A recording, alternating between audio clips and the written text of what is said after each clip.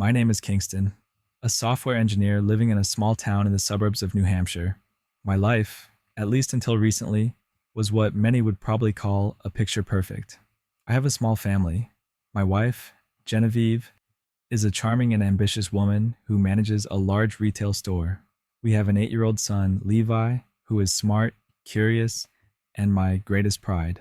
Our house is in a peaceful residential area, with rows of red maple trees in the fall and children running through the streets every afternoon. We lived a typical middle class American life, with family dinners, weekend road trips, and meticulously planned family vacations. But it turned out that was just the surface. Looking back, I realized there were little details I'd overlooked. The way Genevieve avoided eye contact when I asked her about her day, or the way she frequently checked her phone when we were together. The signs began to become more apparent a few months ago. Genevieve often came home later, citing her busy schedule at the store. She became distant, no longer smiling when I told her funny stories about work, and sometimes she would flinch when Levi mentioned Mr. Malcolm, his favorite science teacher. Malcolm, a man I had met only a few times at parent-teacher conferences, had not initially made much of an impression. He was gentle, articulate, and seemed to love children, the kind of man you would trust with your child's education.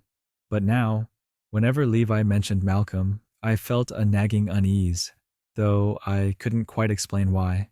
Then things started to change quickly. One evening, as I sat down to review my spending list, I noticed large withdrawals from our joint account. The luxury items, a high-end watch, a set of jewelry, didn't seem like they were for me. At the time, I told myself I must have made a mistake, but deep down, I knew something was wrong. I decided to keep quiet and wait. As a software engineer, I was used to analyzing data and looking for anomalies, and this time I applied that skill to my personal life. I didn't know what I would find, but I knew I had to find the truth. My story begins here, from a family I thought was everything, to the secrets hidden beneath the perfect exterior. What I'm about to discover will change everything, and I don't know how I'll survive when it's all revealed. I remember that day vividly, like a cut you never forget. It was a cold gray March afternoon in New Hampshire. I'd finished work early because a meeting had been canceled, and I decided to go home and surprise Genevieve and Levi. In my head, I pictured the three of us sitting around the dinner table, Levi talking about his day at school, and Genevieve, with her signature smile, asking me about the new project I was working on. But what I found when I stepped through my front door was a nightmare. The front door was unlocked. This was unusual, since Genevieve was always careful about security. I walked into the house, put my bag down on the shelf, and noticed the unusual silence. "Genevieve? Levi?" I called out, but there was no answer. Just as I was about to head toward the living room, I heard noises from upstairs. A soft laugh, followed by whispers. My heart slowed, or maybe sped up. I wasn't sure. It felt like an electric current ran down my spine. I walked up the stairs, trying not to make a sound. As I approached the bedroom, I noticed the door was ajar, and the small laughter became more audible. I stopped, peered through the crack, and what I saw shattered my world. Genevieve was lying in bed, the bed we'd shared for nearly a decade. She wasn't wearing any clothes.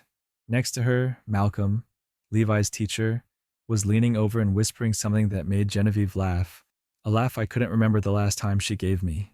In that moment, I froze. I couldn't move. I couldn't breathe. On the opposite wall, our wedding photo, Genevieve and I standing side by side, hand in hand, smiling brightly, was mocking me. When I pushed the door open, Malcolm jumped and turned, his eyes wide with horror.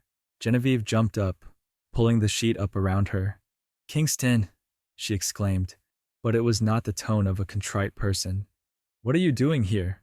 she asked, her voice defensive, as if I were a stranger invading her personal space. I didn't say anything. I just looked at her, then turned to Malcolm. "Get out of my house," I growled, my voice low and angry. Malcolm mumbled something, trying to pick up the clothes scattered on the floor, but the anger was already rising. I lunged at him, punching him straight in the face. Malcolm stumbled and fell, hitting the wardrobe. "Kingston, stop!" Genevieve screamed, trying to pull me away from him, but I didn't care. Who the hell is this bastard to me? I screamed, eyes glowing red. Malcolm did nothing wrong. He understands me. Which you never could, Genevieve shouted back. Her words were like a knife stabbing straight into my heart. Malcolm took the opportunity to rise, push me away, and rush down the stairs without putting on his shirt. I heard the front door slam behind him. When I turned back, Genevieve was standing in the middle of the room, glaring at me, as if I was the one at fault. What do you think you're doing, Kingston? What did I do? I smirked bitterly, my chest still heaving with anger. And you? What did you do? In our bed? In front of our wedding photos? Don't overdo it, she said, her voice cold. You never made me feel alive. Malcolm, he did. Those words left me speechless. I looked at her, the woman I once loved, and realized we'd gone too far to turn back. After a moment of silence, I walked down the stairs, picked up my bag, and left the house. I couldn't take it anymore. I needed time, needed space to think about what had just happened and about what I was going to do next. I sat in the car, feeling my heart shatter into pieces. Memories of Genevieve came flooding back like a storm. The first time we met, our wedding day, Levi's birth. But now, all of them were erased by the scene on the second floor. After the day I found Genevieve and Malcolm in my bedroom, everything in my life was in chaos.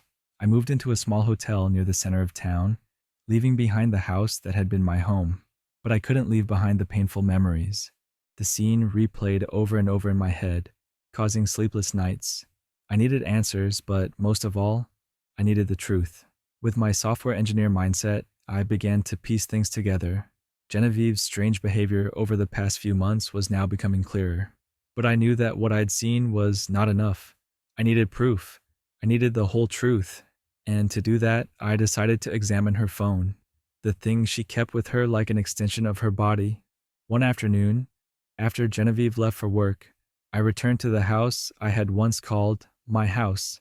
I knew she had not changed the password to her phone, a sign that Genevieve had never imagined I would check it. Perhaps she had been too confident that I would do nothing, but she was wrong. As I opened my phone, a sense of unease washed over me. At first, I found nothing suspicious. Messages with friends, work schedules. It all looked normal. But then I found a hidden messaging app that I had never seen before. I opened it, and my heart stopped. My inbox was filled with messages between Genevieve and Malcolm.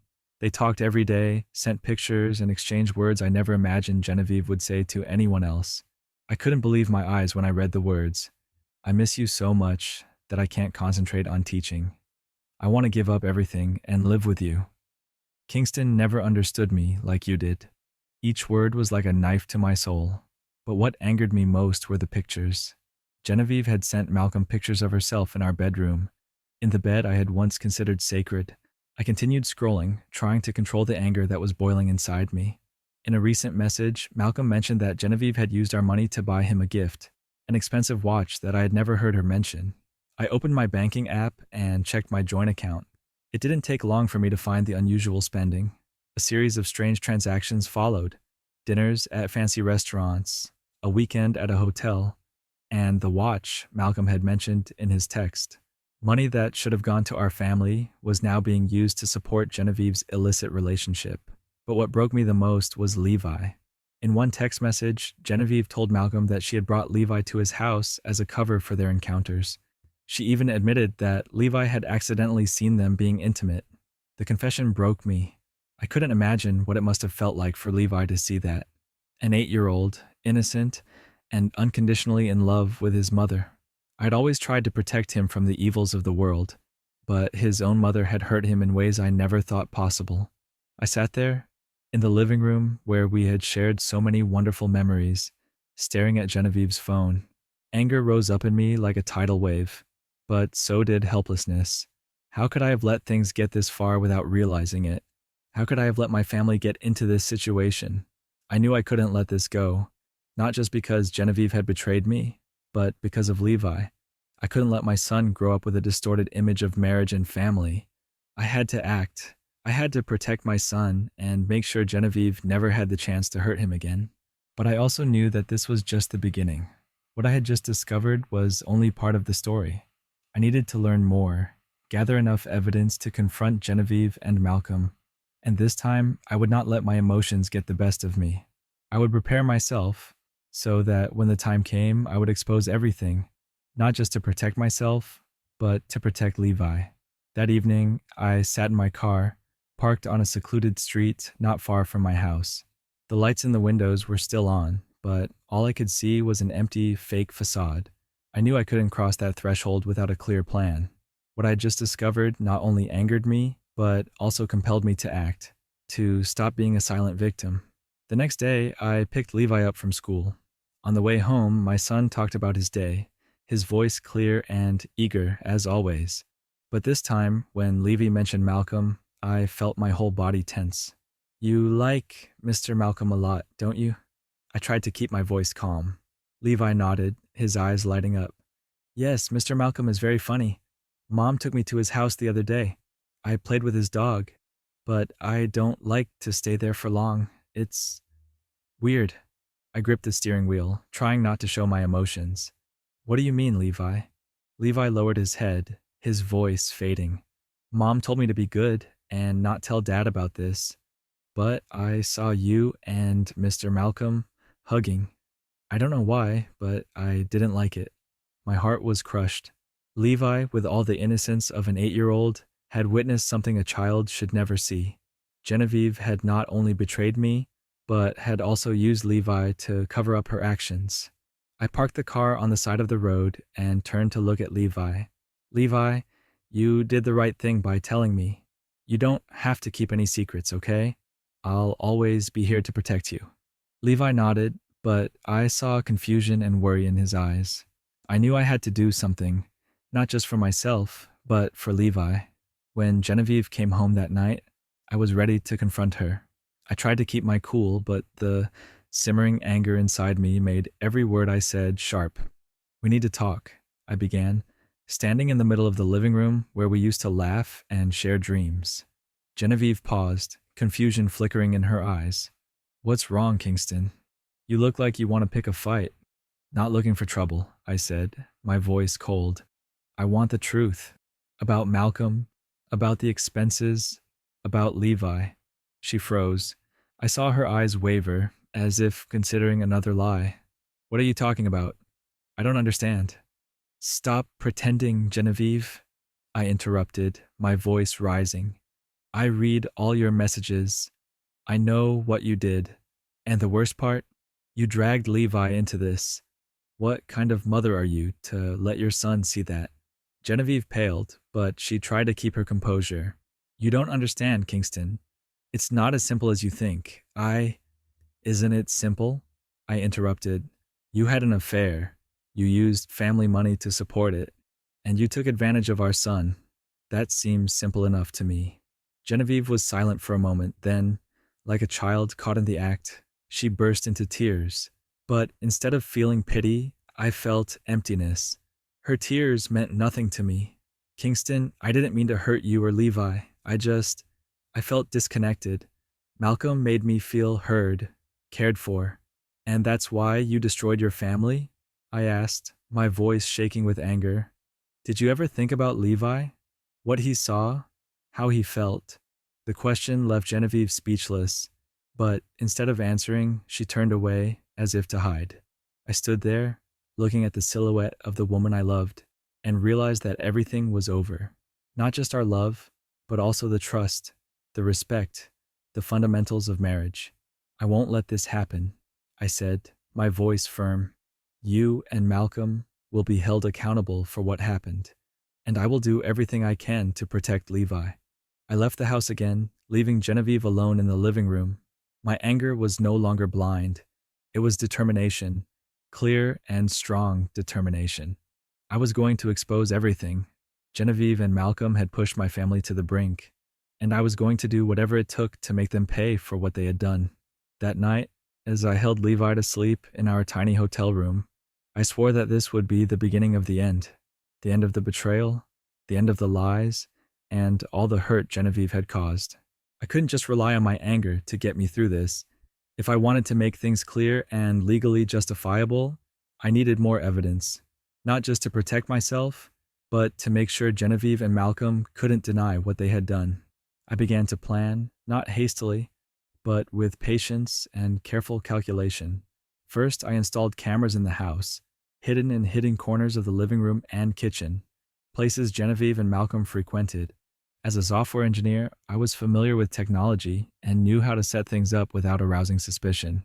I also placed a small recording device in the bedroom, where they first betrayed me. After finishing my preparations, I tried to act normal. Genevieve didn't seem to suspect anything, which gave me more time to gather evidence. Levi didn't mention Malcolm again, perhaps because he sensed the tension between Genevieve and me. This only made me more determined. A few days later, I decided to create an opportunity for Malcolm to show up. I told Genevieve that I had to work overtime and would be home late. This was the first trap in my plan. That afternoon, I drove to a parking lot near my house, but instead of going into the office, I parked in a secluded corner a few blocks away. I opened my phone, connected to the camera system, and waited. Malcolm showed up a short time later, driving his old dark blue car. I watched on the camera as Genevieve opened the door, hugging him with the same intimacy she had once given me. I felt my blood boil, but I held back. Anger wouldn't ruin this plan. I waited a few more minutes, then started the car and drove straight home. As I opened the door and entered, the house was filled with the sound of two people laughing from the living room. The sight I saw made all my pent-up emotions explode. Genevieve and Malcolm were sitting on the sofa, laughing as if they had nothing to worry about. On the table, there was an open bottle of red wine, along with two full glasses. "Look who's back," I said, my voice cold, startling them both. Genevieve stood up, eyes wide. "Kingston, you're back so early. I think I should go home, since this isn't really my home anymore," I said, my eyes shifting to Malcolm. "I guess you didn't expect me to come home so soon, did you, Malcolm?" Malcolm stood up, trying to keep his composure, but his eyes couldn't hide the worry. "Kingston, listen. This isn't what you think." "Oh, not what I thought?" I smirked, moving closer to them. "I think it is what I saw, and this time I have proof." Genevieve turned to look at me, her face pale. What did you say?" I said, "Every lie, every betrayal. I recorded it. From the messages, the meetings, to even the antics of the two of you in this very house. It's all recorded, Genevieve." The air in the room seemed to thicken. Genevieve ducked her head, and Malcolm, now looking like a trapped fox, began to back away, trying to escape. "Don't even think about leaving," I said, my voice full of authority.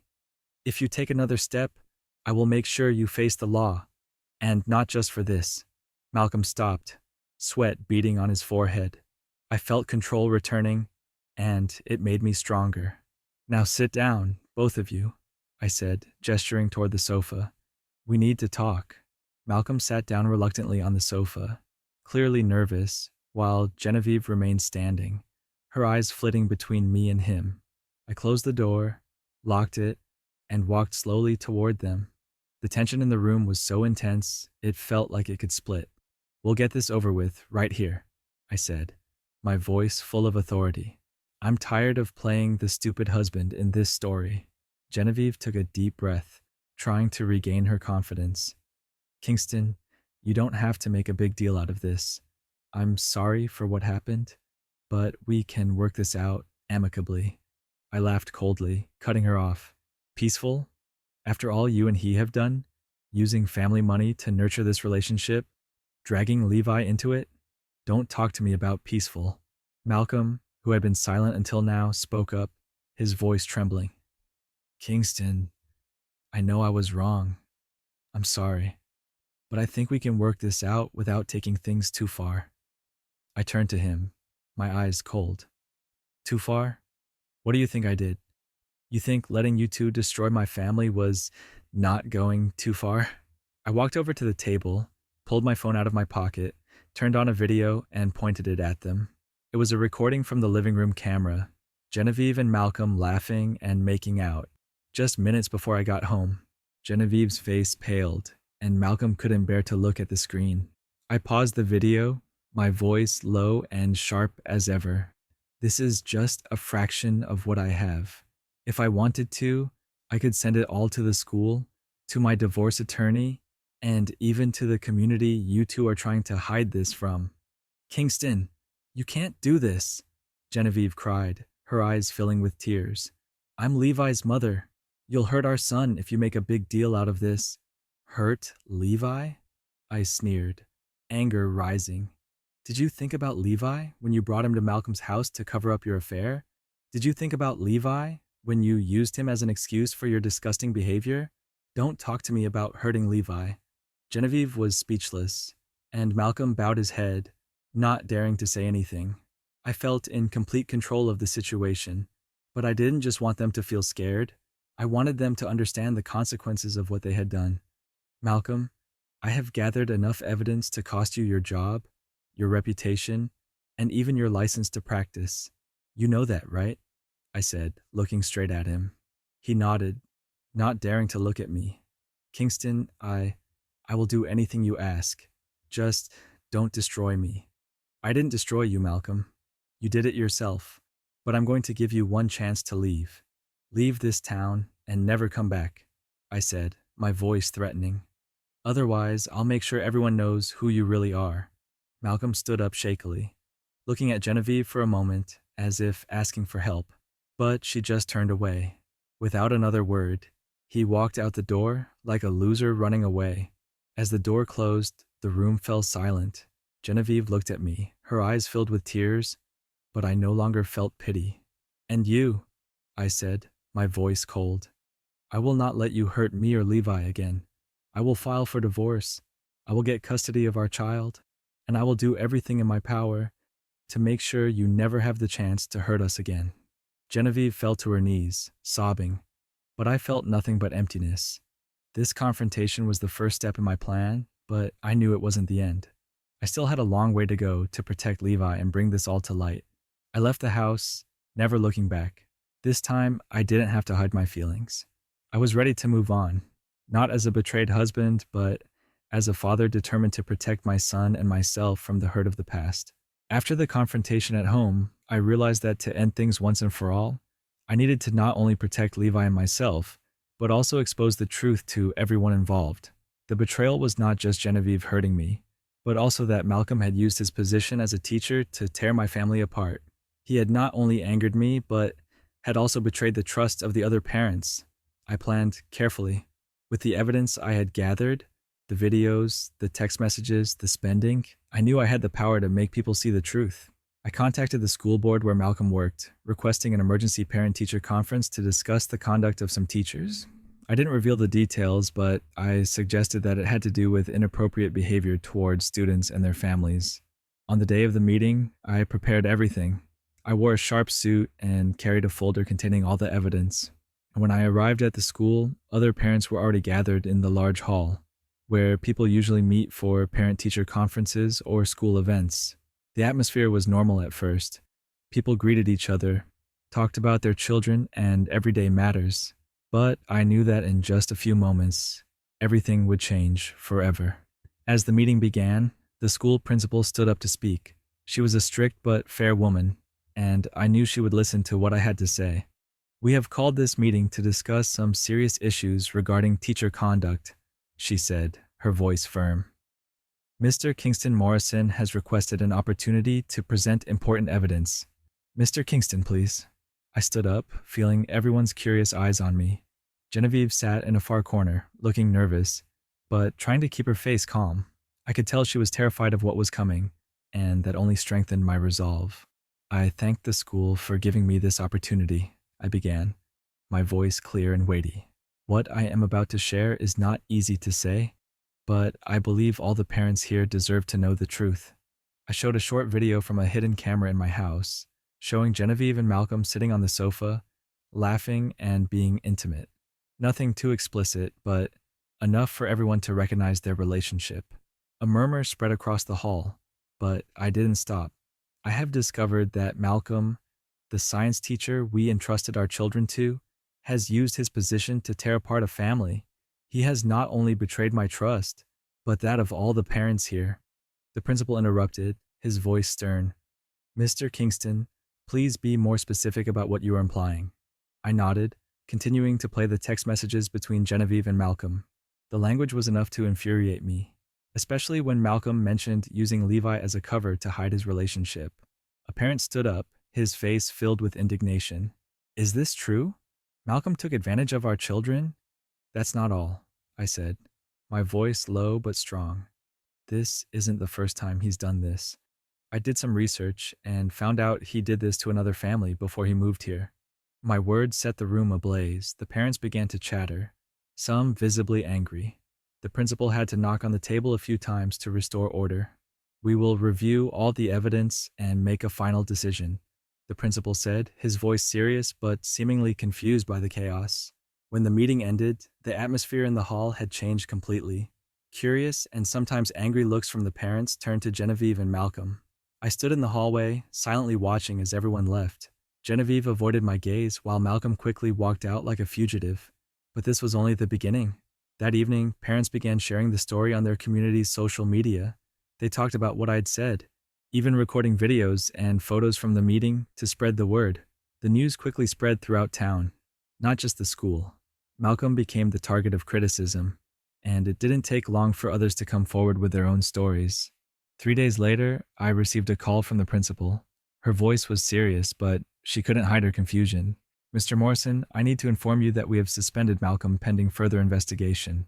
The evidence you have provided is very serious, but what I would like to discuss with you are the other complaints.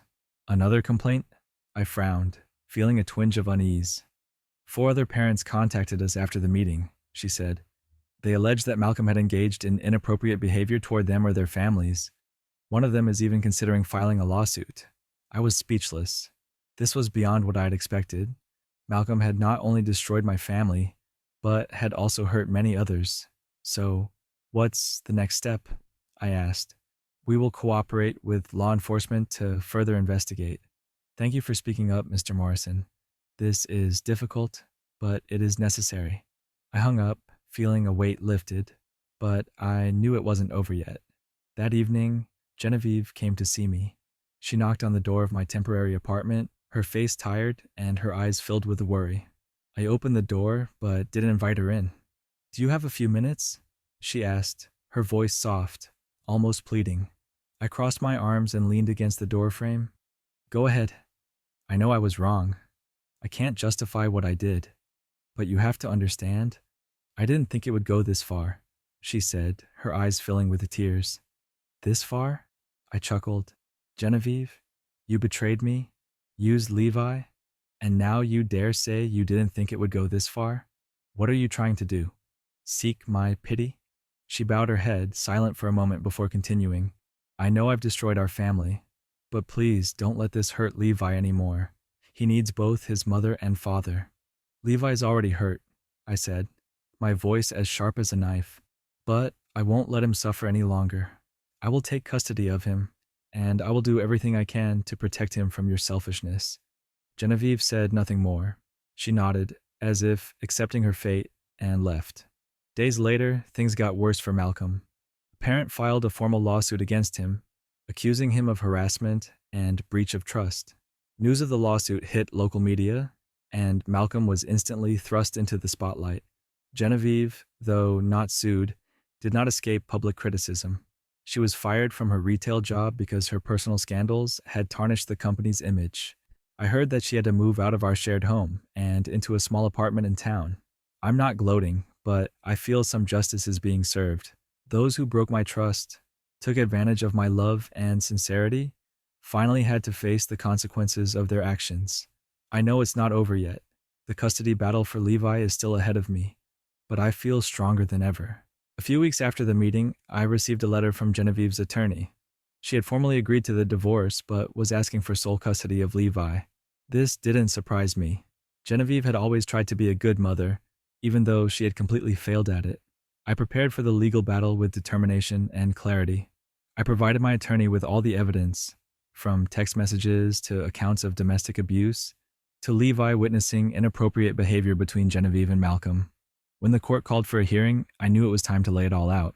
At the hearing, my attorney emphasized how Genevieve had placed Levi in situations that could have caused him psychological harm, as well as how she had abused the family financially to support the affair. Levi, with the assistance of a court-appointed psychologist, also recounted what he had witnessed at Malcolm's house. "I didn't want to be there," Levi said in a video recording of his testimony. "It felt so weird, and I just wanted to go home." That sentence brought silence to the hearing room. Genevieve bowed her head, unable to speak. I felt a dull ache in my heart, not for her, but for Levi. He had suffered so much because of the actions of those of us who were supposed to protect him. In the end, the court ruled that I would have custody of Levi. Genevieve would have visitation rights, but under strict conditions. She left the hearing room looking devastated, as if she had lost everything, and she had indeed lost the family she'd destroyed. Malcolm's troubles were even worse. After his suspension, he continued to face accusations from other parents. One parent filed a harassment lawsuit against him, and when the evidence was presented in court, Malcolm had no way to deny it. He lost his license to practice, and his career was ruined. Not long after, I heard that he had left town, leaving behind a disgraced reputation. Whenever I thought of him, I felt not joy, but relief. He was no longer a threat to my family or anyone else. Genevieve, unable to continue living in the town because of the shame and criticism, moved to another city. I heard that she was working as a waitress in a small restaurant, trying to rebuild her life. Despite the deep hurt I had caused, I no longer felt angry with her. Perhaps because I knew that she had realized the cost of her mistakes. Life after the storm was a strange mix of loss and rebirth. Though what happened left scars on my heart, looking at Levi, I knew I was on the right track. My father and I began to build a new life, imperfect, but more real than ever. We moved to a small house on a tree-lined street where Levi could run around in the yard and make new friends. I signed him up for the school's baseball team, and every weekend we spent time camping or visiting nearby small towns. I wanted to make up for the hurt Levi had gone through, but most of all, I wanted him to know that he was not alone. One evening, as we were sitting at the dinner table, Levi hesitantly asked me a question that made me freeze. "Dad, will Mom come back?" I looked into his clear eyes that had seen too many things a child should not have witnessed. I took a deep breath and answered, my voice soft but firm. "Mommy will always love you, Levi. But I made big mistakes, and now I need time to fix those mistakes. Even though I'm not around, I'm still a part of you, and Dad will always support you if you want to talk to or see me." Levi was silent for a moment, then nodded. "I miss Mom, but I like being with Dad. Dad makes everything better." Those words warmed my heart more than anything else. Life went on, one day at a time. I started a new job, starting a small software company where I could be more flexible with my time to care for Levi. Starting over wasn't easy, but I felt free in a way I'd never known before. No more pretense, no more hidden pain. Genevieve calls Levi occasionally, and I never stop her from doing so. I know she's trying to reconnect with her son, and even though I no longer have feelings for her, I hope she finds a way to make amends. Malcolm, I hear, has left the state. He's lost everything: his job, his reputation, and the confidence of the people. I don't care about him anymore. He's just a closed chapter in my story. One spring day, Levi and I went for a walk in the park near our house. He ran ahead, jumping over puddles and smiling brightly in the sunlight. I stopped, looked at him, and realized we had come a long way. I don't think about the losses as much as I used to. Instead, I focus on what Levi and I have gained. A father-son relationship stronger than ever. A simple but meaningful life. When Levi turned back, holding a wildflower and offering it to me, I smiled and took it. "Dad, we're okay. I'm so happy." Looking back on everything that has happened, I realize that life always brings us unexpected challenges. There are times when the people you love and trust the most are the ones who hurt you the most. But it is in those moments of suffering that you have the opportunity to discover your true inner strength. The first thing I learned is that honesty and trust are the foundation of any relationship, whether it's between a husband and wife, a friend, or a parent and child. When trust is broken, it hurts not only the person being betrayed, but everyone around them. Levi is a living example of this. He suffered psychologically because of Genevieve and Malcolm's selfish actions. However, I also realized that forgiveness is not weakness, but strength. Even though Genevieve hurt me, I still chose to let her maintain her relationship with Levi. not because I wanted her to get off easy, but because I wanted Levi to understand that love cannot be destroyed by mistakes.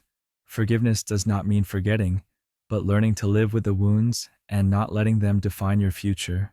Second, I learned that my responsibility as a father is not just to protect my son from harm, but also to help him learn about self respect, honesty, and overcoming difficulties.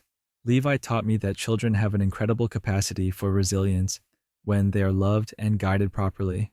I always try to lead by example so that he understands that no matter how difficult life is, we can always rise from the broken pieces. In the end, I realized that you are never truly lost as long as you believe in yourself.